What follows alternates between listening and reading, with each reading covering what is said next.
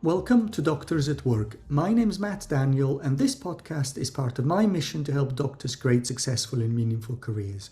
Today I'm having a discussion with Manjiri Bodhe, who's head of School of General Practice.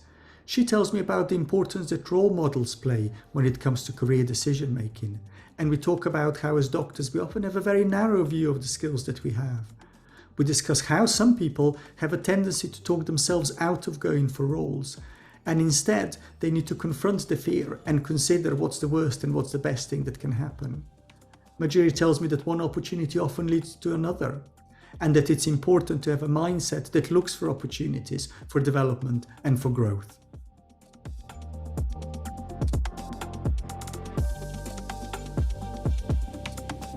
Welcome, Manjiri. Tell me a little bit about yourself. Hi, Matt. Thank you for inviting me. So I'm a GP, been a GP for about 20 odd years, and I have a portfolio career, so lots of different parts of being a GP, as well as doing some private things on the side. And I'm also now mainly head of school, GP school for both Wessex and Thames Valley for NHS England. So that's me. And I'm interested in your role as being head of School of General Practice. And we'll probably talk a little bit about, how you got there, what kind of skills you need to succeed. But maybe a starting question would be, what attracted you to that role in the first place? So I think I hadn't actually particularly planned to get in that role, but what I had planned to do was be in medical education, which is how I started, which was being a bit of a trainer, a GP trainer, and within the GP training program. I think the thing that attracted me to medical education is the whole bit around doing education with trainees. So either doing one-to-one education or being in charge of some of delivery of the curriculum. And I think the main thing is working with a team of people who are just as passionate as you about it. Everyone has opinions. It's quite a collaborative approach, which I think for me is always the key in teams, and certainly in GP teams, those are the kind of teams that I worked well with. So it's that bit about being passionate about education, but also working in a very close-knit team with people that are really bright and eager, and everyone is a leader in their own right. So that's really what attracted me, I think. Mm-hmm. Maybe if we kind of start at the beginning of your career, when did you first know that medical education was something that was of interest? So actually, when I was training, when I was in my own GP training program, my mentor was my trainer. And a lot of what he was doing sort of really appealed to me. He was a fantastic trainer and sort of a mentor to me for many years subsequently. And I loved the way he could get the best out of you, sort of find out what you wanted to do and sort of help you along the way. There wasn't any pointing you. But it was just helping you come to your own decisions about what is best for you. And so I think from that point, I thought, well, this is something I want to do when I feel ready. And actually, when I then subsequently joined the same practice as a partner a few years later, that was one of the things that they wanted. He was leaving and they wanted someone to take over the training. And so it sort of naturally felt all that fate had brought me to that point. So that's where it started. And I think everything that I've done is because I've had people that I've interacted with doing those roles that have been fantastic. And so they role modeled what those roles could look like for me. And I think gave me the passion to think, actually, it's just something really fantastic that I want to do as well.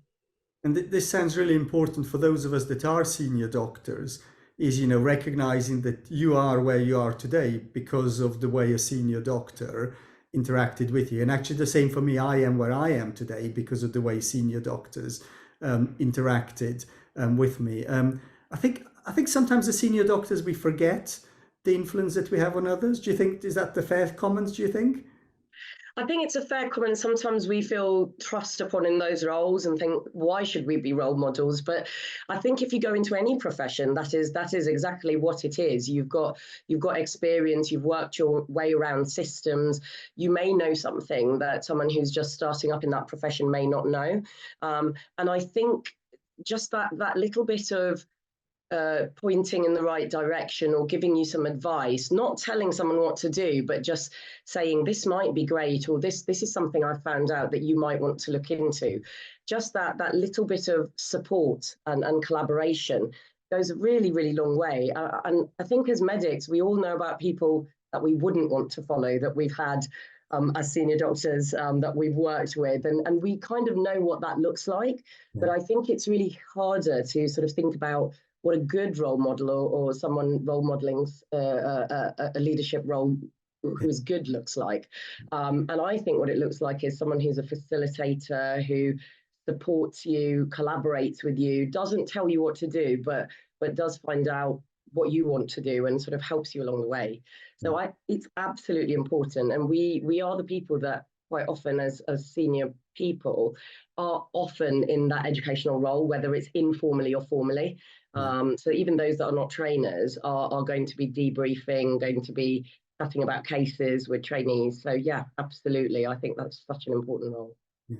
And what would you say, a senior doctor might come back and say, I'm busy, I'm stressed, I have so much to do, why should I make this as a priority? So, why should we as senior doctors make this role modeling a priority?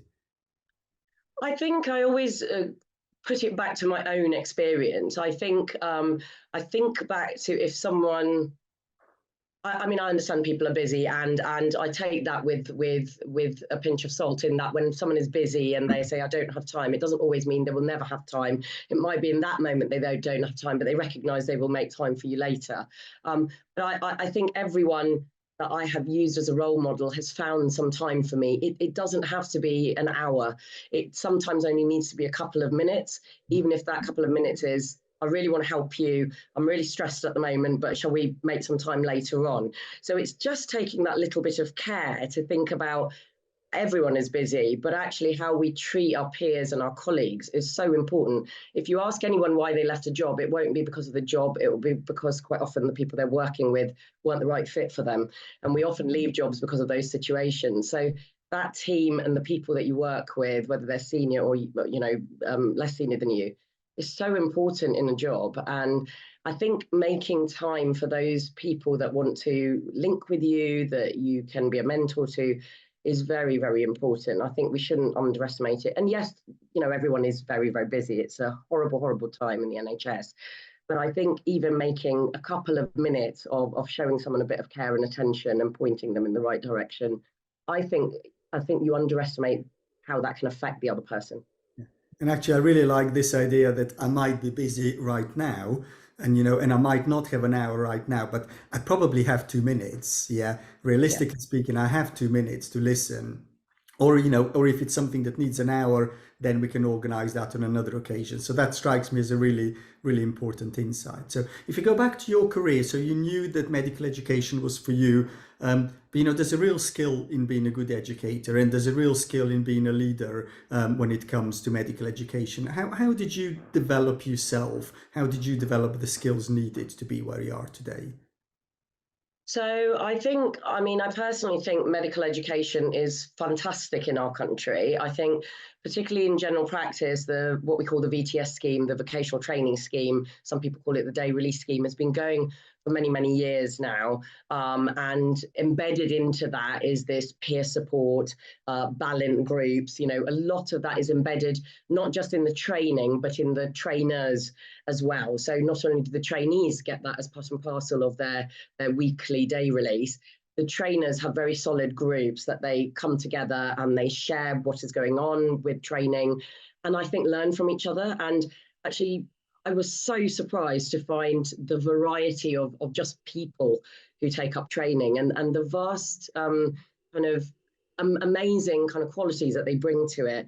There are things like humanities in sciences. There were people that had done art, that had done ceramics, that had done something completely different to medicine, that writing books, and so brought that into their training. And so it was very vast, different tutorials that we were teaching ourselves to do. So how do you use the arts in medicine? Isn't that two different complete things? Amazing. So there were these really rich conversations happening in our groups, which I think helped.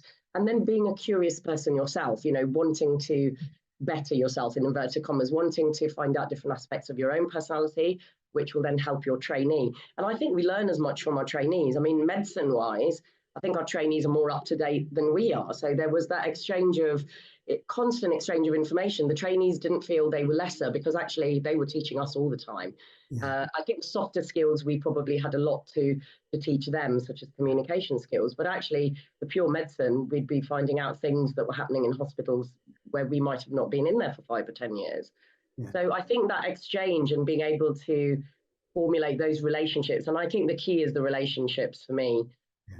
All those relationships you build with your trainees, with the other trainers, if you're doing some small group work with other trainees, that kind of amazing feeling of, actually, I do know something, I can impart something that might help 1 or 2 of these trainees. So that was kind of going on in the background. And I think it's that constant, I know self-improvement is a bad word for some people, but it is that, isn't it? Constantly recognizing areas that you think, oh, I could do this differently or do it better. And I loved all that, and I love reading. So I brought that into my training, I think, and I got my trainees to read books. I think nowadays there's not as much time, and the generation is slightly different. I think they're more likely to listen to podcasts like this. But I use those. I use podcasts. I used videos in my tutorials, so made it really interactive because that's how we learn, isn't it? Yeah. And that made me a better person. I think it made me a better educator as well. Yeah. So what did you need to do to become a GP trainer? So in the old days, it has changed now. In the old days, you had to do a PG cert, and different areas, different deaneries had different ways of doing it. In Oxford, now Thames Valley, the PG cert was delivered locally to a group of trainers. So you had 3 weekends where you'd go and do the formal modules, and then in between you had to do the reading and do your essays, and they were moderated and checked. So you did all that, and then during that time, you also joined the trainers group. So you started getting a feel for what trainees are doing and how you might be training. If you were in a training practice, that was easy because you had access to trainees, but I wasn't. But you could do some tutorials with your nurses, for example, do some education with your peer groups. So the idea was to practice and think about how you would use that educator status in your practice.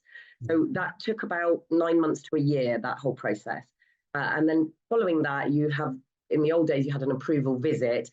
Now it's just an online process, and you'd show yourself doing a video of you teaching someone. Okay. So it could have been a nurse in your practice, or it could have been another junior doctor, or whoever was available. And you could borrow a trainee from another practice if you kind of wanted to as well. So you had to demonstrate what you'd learned and sort of. And then they approved you to actually become a trainer at that point. Yeah. Your practice would also have to officially become a training practice. So there were a few things that the practice had to do to do that as well. So that was the process. So it did take quite a while at that point. I think the process has been slightly shortened now to try and encourage more people to do training. Yeah. But it was a great learning year, I think. Yeah. It sounds very comprehensive and much more detailed than I think what happens in secondary care, because by and large everybody's a clinical supervisor, and and you do some online modules. I think the quality of the training varies widely. If you take the time, you do that, you do some face-to-face development, it's good, or you can do some online modules. But I think the having to demonstrate the quality of yourself as a trainer, I don't think that anybody in secondary care has ever asked me to demonstrate my quality, but maybe people should. Yeah. So yeah, I think GPs, we pride ourselves on the quality of how we teach and the education we deliver. And I think one of the reasons is because we're not in a group of people. Generally, when the trainee is with us, it's fairly one-to-one, in the sense that they are in the room on their own, and you are then supervising them, going in and having a discussion post a patient. It can be quite isolated, but it also is quite scary because you're doing it completely on your own. You haven't got a team of people like you have in the hospital. You haven't got associates there. You haven't got the hierarchical difference, but also that can be quite good in the sense that you've got multiple numbers of clinicians around you. And in general practice, you just don't. You are in the room with the patient for pretty much the whole day. Yeah. So I think the the quality is the robustness of being able to supervise someone who essentially is working on their own, and preparing you for how to do that supervision is so important. But I do think that one-to-one supervision is what trainees often talk about in general practice. They really appreciate it. It's quite a holistic approach, which is sort of our speciality, isn't it? Yeah. And we kind of take our education in the same way. So we do feel that we do something that little bit extra. And I think it does stand us in good stead as educators, definitely, I feel. If I think what happens in secondary care is a lot of what I hear is, people say that they don't know who the consultants are, they don't meet the consultants, there's no interaction. And, maybe sort of in my role that there's a registrar that I work with, and, and we operate together and we do clinic together. So with that person, we work very closely. But there'll be lots and lots of maybe other specialties that there isn't sort of that operating clinic experience. And the model that's been developed in general practice, sounds really, really rock solid. That, apprenticeship and that one-to-one connection between two people, where that, real feedback and real observation of how the trainee is developing, which I suspect that's disappeared in an awful lot of other areas of medicine. It is, and sadly, I think because of the numbers, it's a slightly risky situation in general practice. The number of supervisors, we just can't get enough supervisors, and the number of general practice trainees is going up as part of the long-term workforce plan.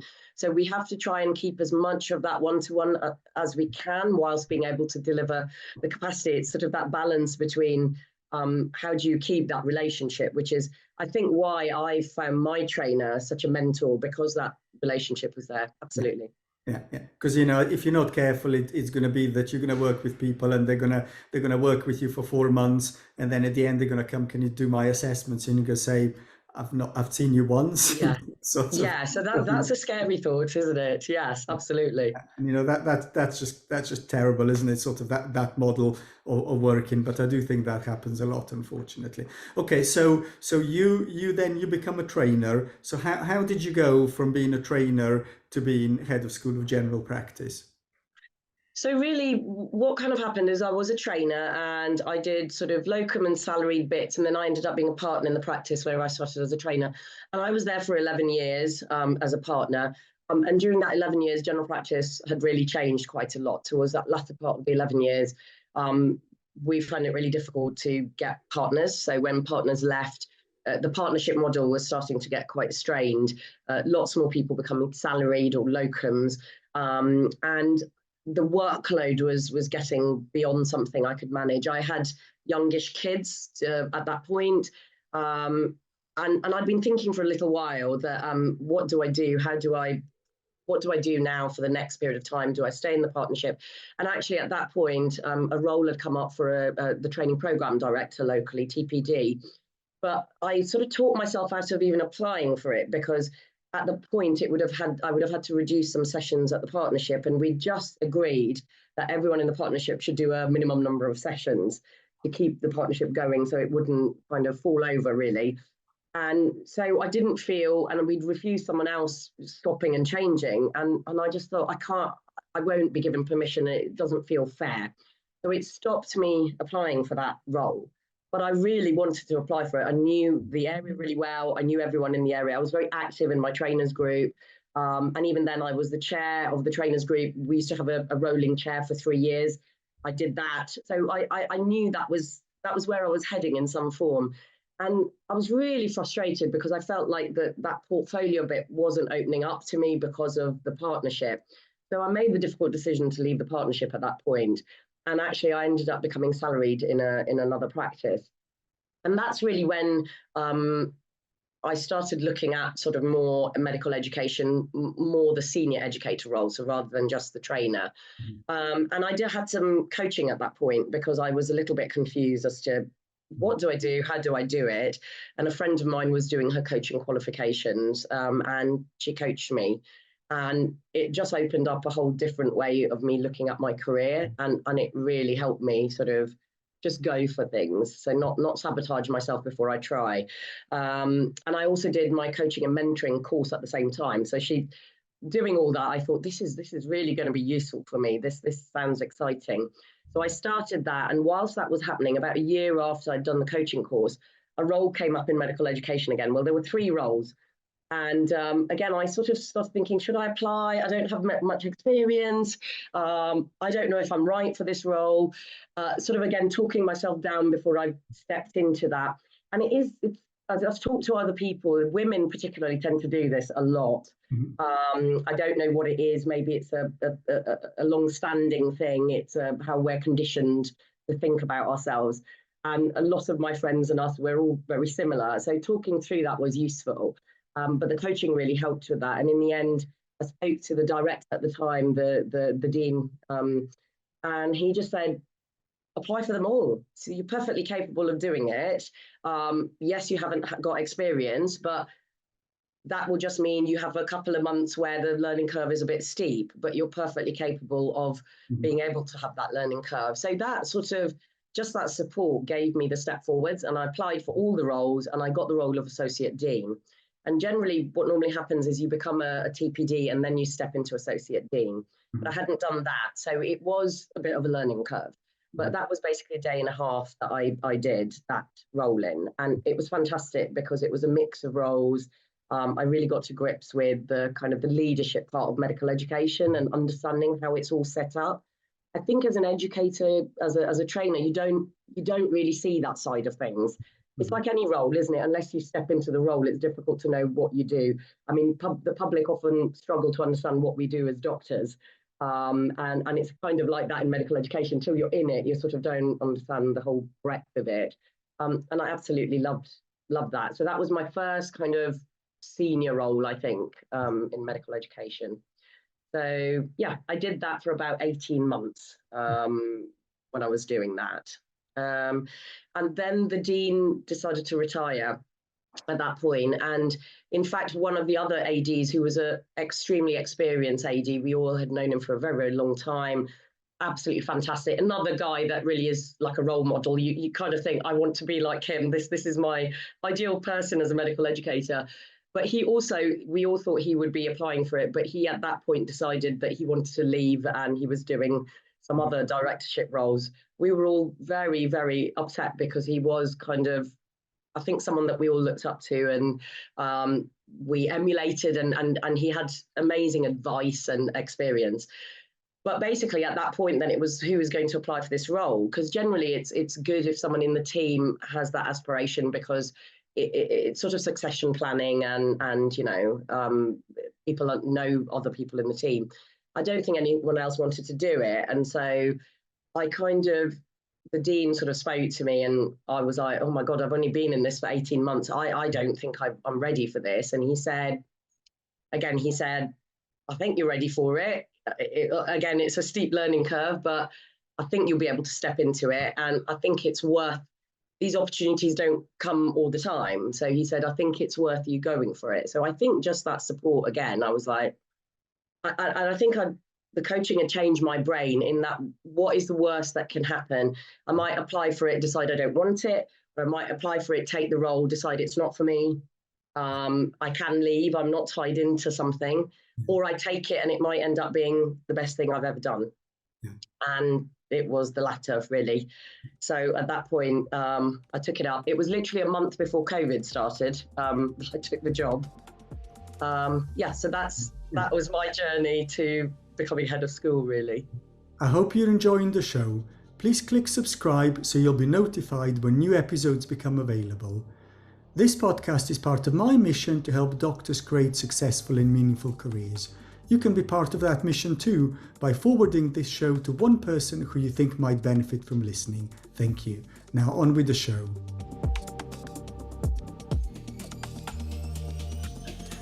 I'm really interested in this idea of kind of talking yourself out of it, and, you know, I'm not ready, I don't have qualifications, you know, it's not for me. And I agree with you. I think that happens an awful lot, isn't it? That, you know, I'm not ready, I don't have the right qualifications.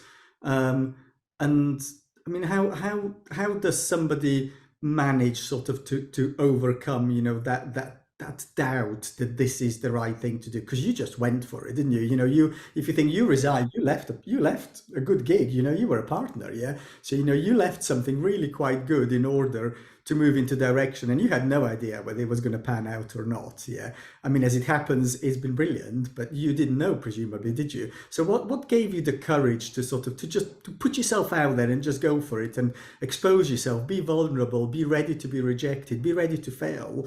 Yeah, what enabled you to do those things? Yeah, so I think I have to acknowledge the privilege that I have, that I've got a partner, and so therefore there's a little bit of flex there within our home situation that both of us work.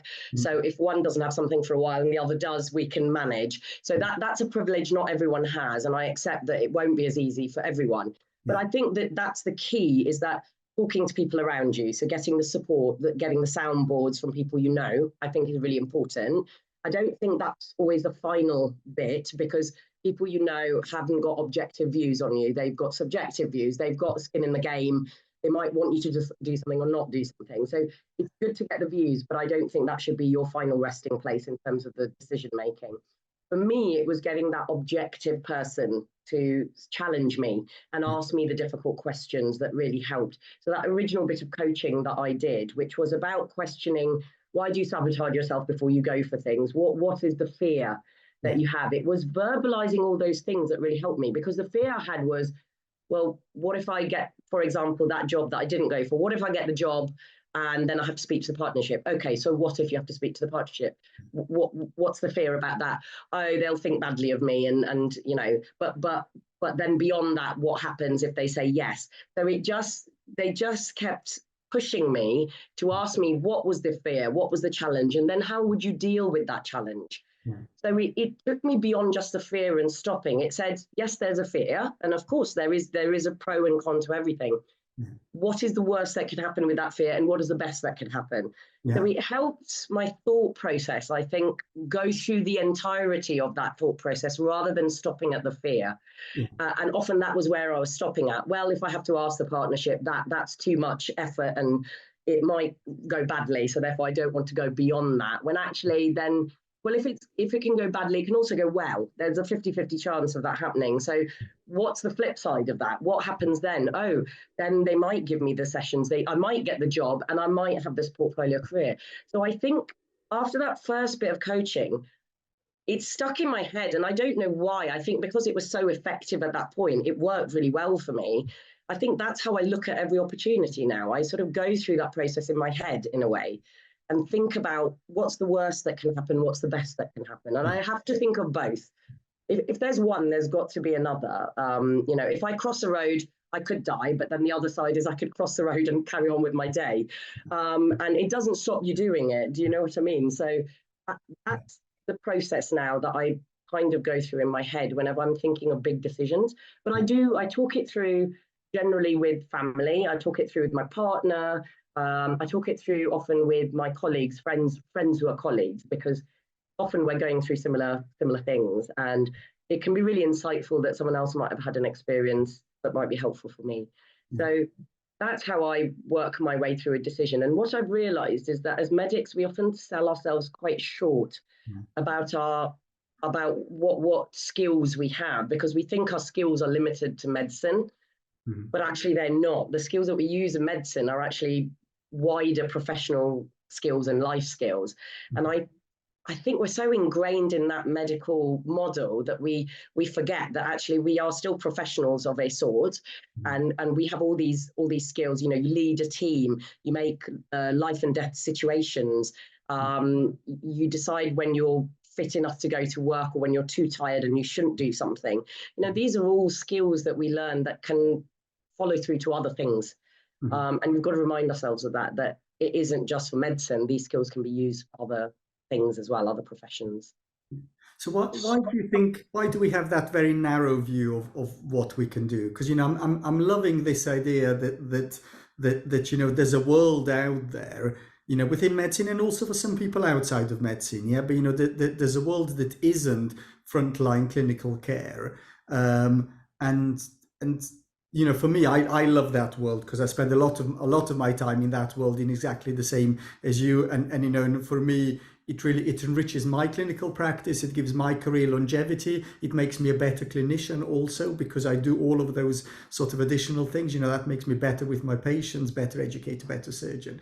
But what gets in the way? Why do we have that really narrow, blinkered perspective? I think it's probably historical and the vocational aspect of doing medicine, which historically I think was very ingrained in any of the caring professions.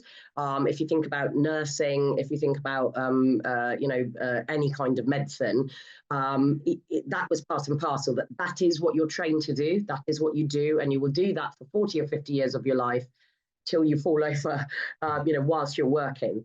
Um, and I think that model is slightly being dissipated now. That is not the case.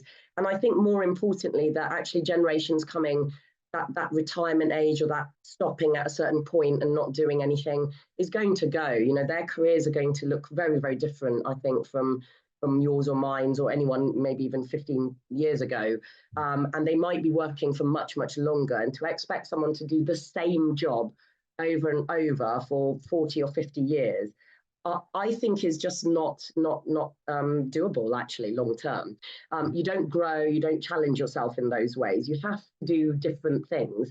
And as you rightly said, you pinpointed that actually you doing things out of the frontline clinical actually enhances your frontline clinical. And I think that's absolutely true. A lot of trainers do training and teaching because it enhances their clinical work. It makes them better clinicians because they're understanding why they do things they do. They learn new clinical information so they can be up to date with their patients.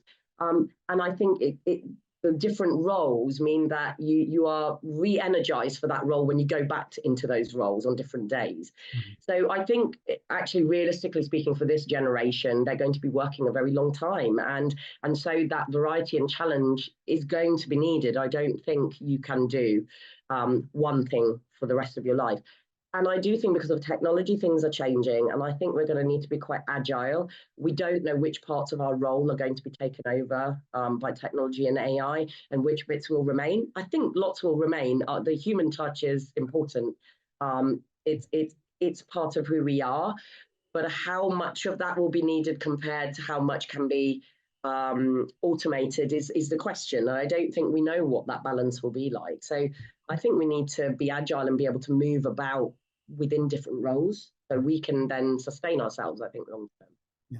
And what kind of a mindset do you need to have, to be agile? If I think for your career, you went for it, you applied. Who knew if it was going to work out or not? But you did go for it. So, and if you think of, people who do need to, look at portfolio careers or, every 10 years there needs to be a bit of a career reinvention. I've done that for 10 years. It's all a bit samey. How am I going to sort of flex sideways a little bit? What kind of mindset do we as doctors need to have to make the most of that? I think you need to be quite open to change. And I know we're open to change, a lot of us in the clinical side of things. We're used to guidance being changed every 5 minutes. I think as GPs, we can't keep up. It's constantly changing. But it's this bit about growth mindset, isn't it? It's being taught to children now in primary school. And there's reason for it because actually this bit about resilience, when we talk about resilience, isn't about putting up with lots of rubbish systems. Resilience is being able to adapt to a system and make it better for you. So I think that's what resilience is. And that requires a mindset where actually, if things are changing, you might be able to change with it and see how it might benefit you. And so society is changing quite quickly. I think over the last 5 or 10 years, we've all seen that, and I think everyone feels a little bit exhausted by change because it feels like change for the sake of change. I don't think it is. I think generations and society does this all the time. Every decade that you look at, there's been some sea changes, and some people find it a bit discombobulating, and others find it, absolutely exhilarating. And I think most of us are somewhere in between, that we don't mind change, but we would like it to be a bit slower. And so I think what you've got to accept is that if there's one thing that's going to be a constant, is that things are going to constantly change because we're in a world where technology is such a big part of it. And that in itself is very quick change happening on a day-to-day basis. So that growth mindset is really important. Is don't be closed to something because you don't agree with it. Be open to listening everything about that, and then you can make up your mind in a very balanced way. It is tricky though, it's difficult. We're all a bit tired and a bit stressed, and the growth mindset can be difficult when we're not in the right state of mind. But I'd argue that actually we could be less stressed if we keep ourselves in that growth open mindset, because things won't bother us as much if we know that actually we can adapt to it. What's coming up for me there also is acceptance that things are the way that they are, and and there are some things that we can change, and sort of you and I can change, and everybody else out there can change, but there's an awful lot of stuff that is just unchangeable, or certainly not immediately changeable. And then it's when you let that grind you down, if you sort of spend all the time trying to fight against it, that's exhausting, isn't it? Yeah. Sort of, whereas the alternative is, well, this is how the world is, and how can I position myself so that I can take advantage, of that. Yeah. And, certainly technology is a great example, because there's a bunch of doctors out there that are absolutely thriving on technology, aren't they? They're running companies, they're entrepreneurs, they're sort of taking part, in various NHS programs. They're working as medical advisors, they're in venture capitalism, all of that kind of stuff. That some medical people are absolutely thriving on that, aren't they? And then there's some other people that are sort of saying, well, this is all awful, and that's probably it doesn't do them any favor, because it just is, isn't it? So so what's the point in fighting it? Is just how it is. Yeah. Yeah, I mean, there's this thing about front runners, aren't they? And then there's people in the middle, and then there's the laggers. And the front runners are the ones in fashion. It's like a trend, they'll be there before the trend becomes a trend. They're right at the beginning of it. They're there before anyone knows about it. And there's lots of doctors that are doing that with AI and health tech companies. And they're out there, and they've been doing it for years and years. It's now that obviously it's coming into the mainstream. And so the majority of us are in that middle bit. We're like, yeah, I want to use it, but I'm not quite sure how to use it, and how is it going to impact on me day to day. And we will take it up. We will start playing with it and be able to use it. And there's those that are laggers that are absolutely don't want to use it until it's fully established and it's either made compulsory or it's part and parcel of their work life. And that's the case for anything where there's a new technology or something new happening. That is how it is. And there will be people right at the front getting the bits, doing the, getting the politicians involved, getting stuff embedded, all of that. And we have to be thankful to them, because without them, we'd have no innovation. Yeah. I am in the middle bit. I'm very likely somewhere in the middle, but I see potential. What I am not is necessarily, say, a techie. So I have to go to a techie to understand what we're dealing with, and it might take me longer to understand that. So I know, even as a leader, that I'm not going to be in that being able to lead it, but I can grab someone else's coattails and say, you're doing this amazingly. How can we implement this now into a way that's sustainable for us? And then we bring the laggers along, because we show them, we put the processes in place and show them how it's done. So I think that is the case. And I'm thankful that we've got these portfolio doctors now, because without them, actually, quite a lot in general practice, for example, if you look at our IT systems, a lot of the quaff work that's being done, a lot of this were doctors who started companies, who understood what it is that is needed, for example, in the primary care model, and then are putting that in. Video linking, AccuRx is texting patients, etc. All of that was set up by doctors who were doing it and realized there's a gap in the market, and actually this would work really well. So we need those people, we need those people, and they're the true growth mindset, aren't they? They're sort of like, oh, this is amazing, let's run with it, sort of scenario. So yeah, I just think we're not all going to fit into one box. We've got a variety of people, but I do think we should, as doctors, think of ourselves as things other than doctors as well, because there's so many things out there that being a doctor really gives usefulness to. And we aren't just doctors, I don't think, even though being a doctor is a real privilege and it's an amazing thing. but it filters out into so many other things, I think. Yeah. If I go back to your role as head of school, what are the most challenging aspects of your role? So I would say the most challenging aspects, I think, are the politics involved in terms of implementing any new ideas or implementing anything new that relates to training in general, whether that affects trainees or trainers or both. So I think, and certainly over the last few years, the politics, I think post-pandemic, the politics have become much bigger because of the nature of what's gone on. You know, we've got significant issues with the NHS. We've got significant funding issues. We've got an aging population. We've got a reduction in the number of GPs that are actually working on a full-time basis and the total number in the country. I think we've got the lowest number of GPs to population count in Europe. That's pretty significant, really, for a public health system. So we're dealing with that, but we have got increasing number of GP trainees. So the numbers that we are training are increasing, but we're struggling to get the number of supervisors to match the number of trainees, because I think the system is grinding a lot of people down at the moment. To me, it feels like this is the worst it's ever been in terms of how the NHS is and the level of acceptability and contentedness in the staff, really. So it feels like this is going to have to be a sea change in how the NHS conducts itself. I don't know where it's going to come out in the end. And we're always going to need doctors, but there is a little bit of a threshold at the moment, is how many doctors, and will we need as many doctors? Or are there other health professionals that are going to do some work of the doctor? It's actually a very unsettling time for general practice, particularly. So people are questioning what is their role in medicine. And I think a lot of people are jumping ship and going into other things because they feel they don't know whether this particular role is going to be the same role that they trained up for. So it's a little bit it's a little bit of a change at the moment, well, a major change, I think. And so, yeah, it's navigating that is tricky. And navigating I think we've got an aging population and the population demands have increased.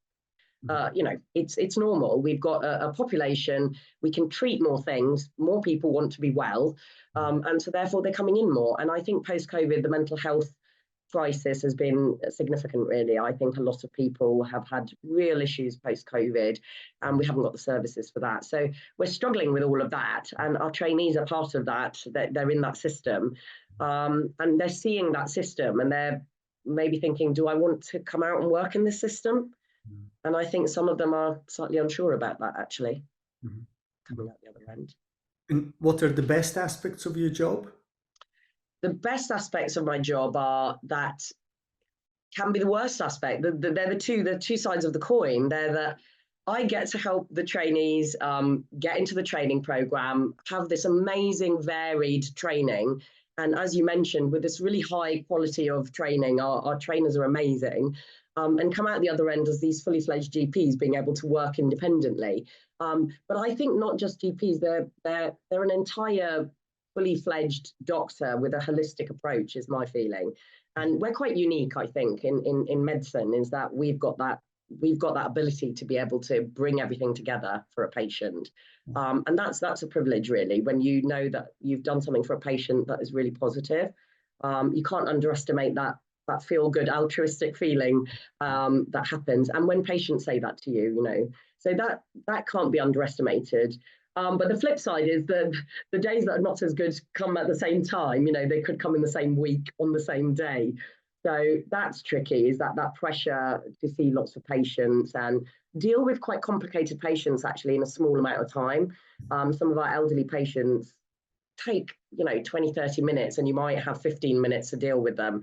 And so that time pressure builds up during the day or during your clinic.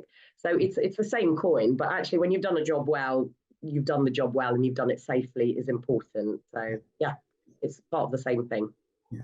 And maybe if I can ask you to summarize, we're coming to an end, what would be your top tips for doctors at work? So I think top tips for doctors at work are think about yourself, because you are key to how you treat patients. If you're not well and you're not feeling content and you don't feel right in yourself, you can't do your job properly. I think about having a portfolio career. I think it brings richness to your life and to your clinical work as well. And I think about your career a little bit more structured. So think about speaking to a coach or a mentor or having something a bit more formal, and talking through that at an early stage and at intermittent stages. I think we're probably the only profession that doesn't get offered coaching as a routine. And so I highly recommend it in terms of getting your thoughts into gear and planning your career. I think always it's nice having a plan, even if it never goes to plan, is always my theory. So, yeah. Wonderful. Thank you very much. Thank you, Matt.